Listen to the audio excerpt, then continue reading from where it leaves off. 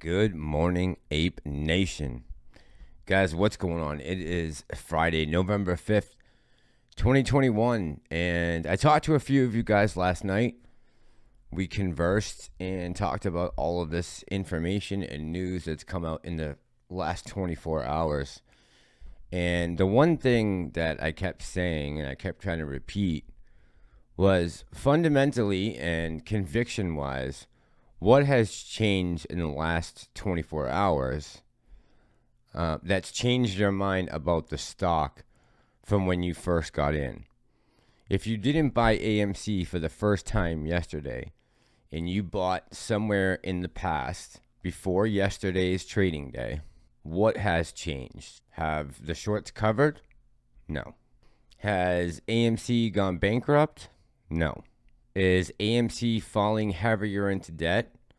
I think Monday will answer a lot more of that question, but I don't believe so. I think revenue year over year and quarter over quarter will be up substantially. And by the way, I'm still working on that video, but like I said in the video on Tuesday, there are a lot of variables you have taken into consideration when trying to figure out what revenue will be for an earnings report. But before we get too far ahead of ourselves in this video, cue the speeder.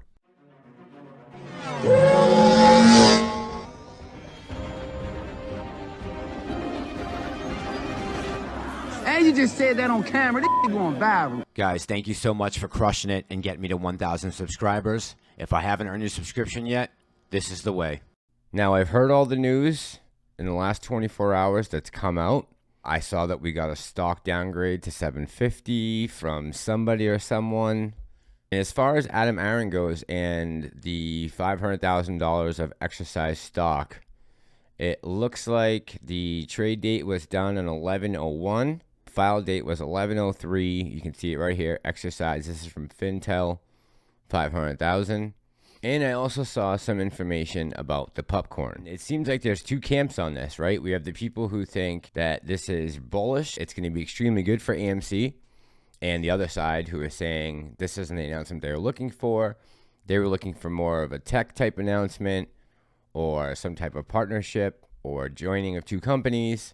So I went to do a little digging last night to find out what type of industry are we dealing with here? What type of revenue are we talking about?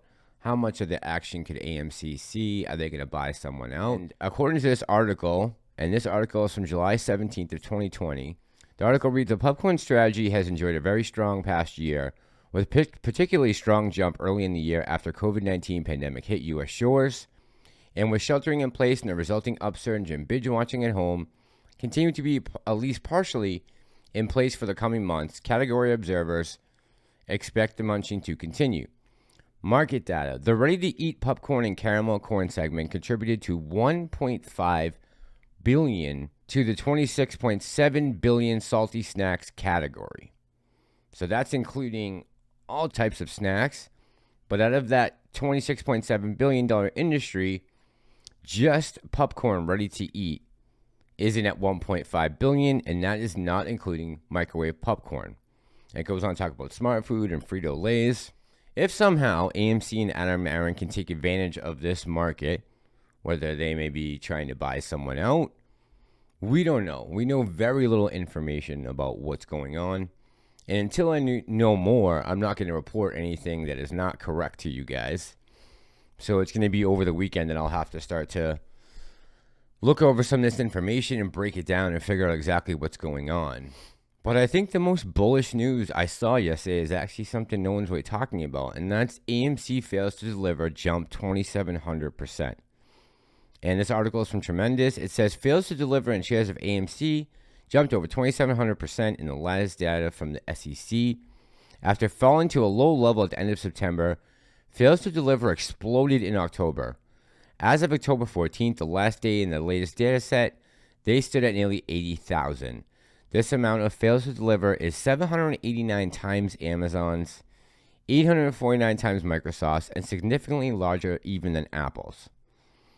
So it goes on to talk about what an FTD is, and if you guys don't know, it's a failure to deliver. The shares are never actually delivered. And there's a lot of reasons this can happen, but I don't know. To me, this seems nefarious. I don't know about you guys. In the article, it says when that happens, it's often a sign of illegal naked short selling. This involves selling short shares you never borrowed. So, guys, I'm going to wrap up with this.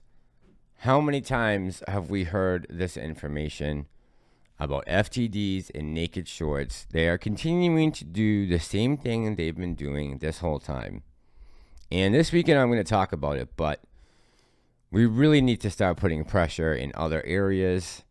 When it comes to AMC, the market is clearly being manipulated, and there are people who are in charge right now who are allowing that to happen because a lot of people are benefiting from Wall Street doing very well. There's a reason why the Fed is continuing to pump money at the rate that they are, and they have held off tapering for so long or raising rates.